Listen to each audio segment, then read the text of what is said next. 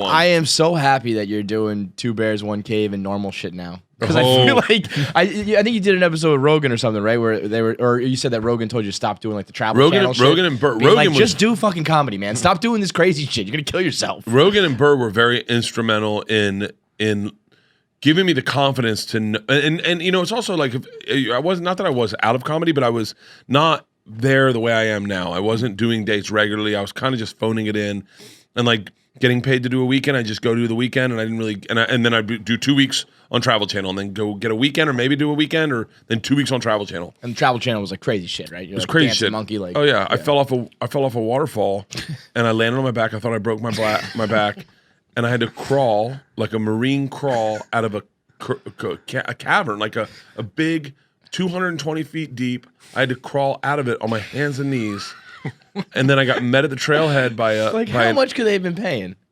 It was a lot. Yeah, but I mean that's it was a lot. for broken backs. And I like shit. how it was Rogan and Burr who got you out, not your family. They're like, I got kids, I can't die. It was a 3-parter. Here's what happened. Prong right? attack. So everything started falling apart, and like 4 years ago, everything started falling apart. Like I ended up doing another season of this Bert Kreischer show, and it was just terrifying. It was like I did not like it. It was just I was drinking like crazy just to get through the anxiety of doing it, because I got to a place where I couldn't ride a roller coaster because I'd have panic attacks because I got stuck in them a couple times, and I was like losing my mind. Getting stuck in a roller coaster a couple of times is such a Florida kid thing. Stop getting on the fucking coasters, Bert. I'm just gonna keep. Dude, I got stuck on a roller coaster one time. This is a roller coaster in California. I had a vest on, right? Like a vest that had a camera attached to it and a mic attached to it. So it was super tight. There's a roller coaster that you sit in like this, and then the floor drops out, and then they pull you up so it looks like you're flying, right? Yeah. So we pull into the station, and it stops outside the station, and we're waiting for a while. I'm like, this seems like a fucking long time to be waiting. And so then they're like, and then you start panicking a little bit. You're like, I'm fine. We'll be getting out in a second. I'm not going to think about this. Then we pull into the thing, and the floor doesn't go up, and the floor doesn't go up, and the floor doesn't go up, and then one side goes up, and then it goes down, and then one side goes up, and then it goes down, and then both of them come up. I'm like, this is fine. We're going to be out. And we hear the lady who's head of the park go, guys, it's going to be a little bit. We're going to have to bring a mechanic out to get you out of the coaster. There's a malfunction. And now I'm the star of the show, and everyone is around. We have the park is ours, right? So I go, hey, can I talk to you for a second? She goes, yeah. I go, can you just get me out real quick? And she goes, no, it doesn't work that way. We just called the head mechanic. He's on his way. Now I'm very familiar with the park. I go, where's he at? And what ride's he at right now? She goes, he's actually at his house. Oh. And I went, his house?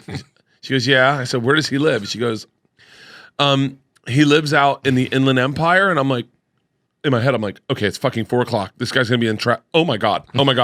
I go, how far are we waiting? And she goes, it's going to be like 45 minutes, guys. I was stuck in this ride for 45 minutes. And you want to talk about panic attacks, like legit panic attacks. I made that woman come and sit on the crisscross applesauce and hold my hand and talk me down. Absolutely. And it was I would insane. definitely do the same thing. So that was what was going on when I was doing Bert the Conqueror. So I come off stage one night, and Burr and Rogan are sitting in the green room, and they're talking, and I must have made a statement or something about I don't know, about being on television or television being important, and Burr just goes, dude, you got to quit your Travel Channel show. And I was like, what? And he's like, we were just talking about it. It sucks. And Rogan's like, yeah, it's horrible, bro. And I was like, what? And they're like, you're doing all this dangerous shit, and you don't need to. And Burr just goes, what's your nut?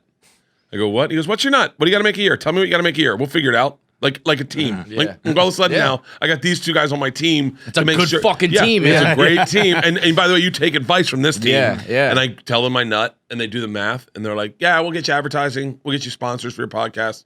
Just focus on your podcast. Do me a favor. And then Segura gets involved, and Segura's like, all right, at the time, I mean, I would give you real numbers, but at the time, monetization was like 50,000 downloads, and I wasn't at 50,000 downloads yet. And they're like, get yourself, all of them are like, we'll do your podcast.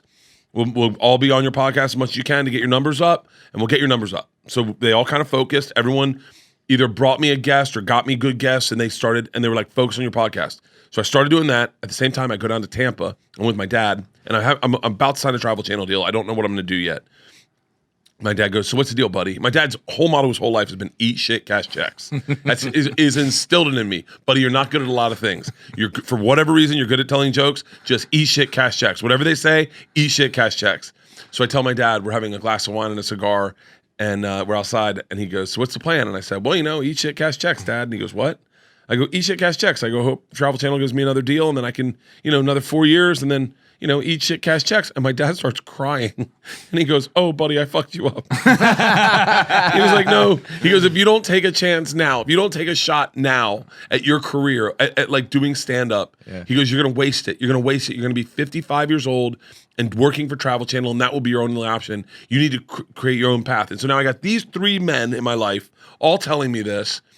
And I go, and I talk to my therapist, and I go, I'm meeting with Travel Channel. What do I say? And he goes, what do you want to do? Do you want to just sign another contract? And now I've got the confidence of these guys by me. I go, no, I don't. And he goes, what do you want to do? I said, I want to do my own thing. He goes, tell her what you want to do. I said, I want to shoot a special.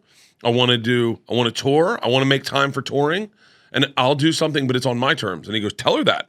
So I walked in, sat down, told her that. She said, you're fired. All